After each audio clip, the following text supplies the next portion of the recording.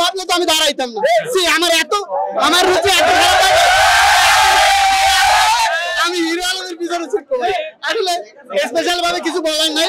আমরা সত্যি কথা বাঙালি জাতি হিসেবে আসলেই লজ্জিত, কারণ এরকম একটা লোকের পিছনে না ছুটে আমি আবারও বলবো, আপনারা একজন লেখকের পিছনে ছুটুন।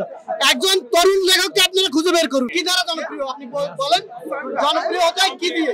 সাকিব আল হাসান জনপ্রিয় কেন? জনপ্রিয় সে সারা বিশ্বকে প্রতিনিধিত্ব করে, সে বাংলাদেশের অলরাউন্ডার।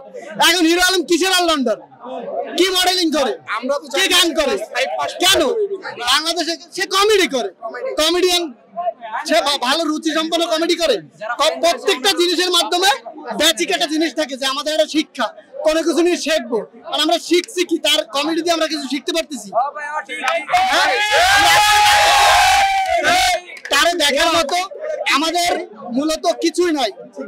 এতটুকু একটা মানুষ, আমি তার মানে নিয়ে করতেছি না, কিন্তু তার মূলত সমস্যা আমাদের এখানেই। আমরা একজন তরুণ লেখককে খুঁজে বের করি না।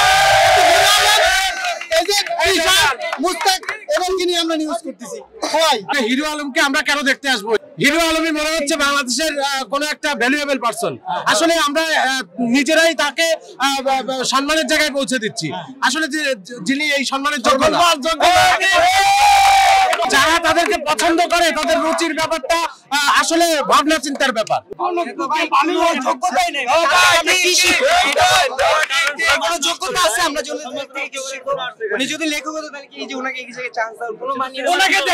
সাংবাদিক দেখেন, আপনি দেখেন ঘুরান, দেখেন সব সাংবাদিক পাবলিক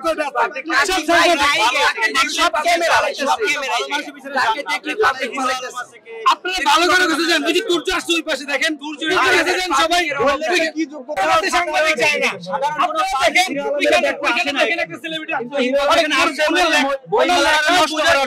ওনার কাছে শিখার অনেক কিছু আছে। পিছনে স্টলে দেখেন, ওইখানে কোনো লোকই নেই, সব পাবলিক।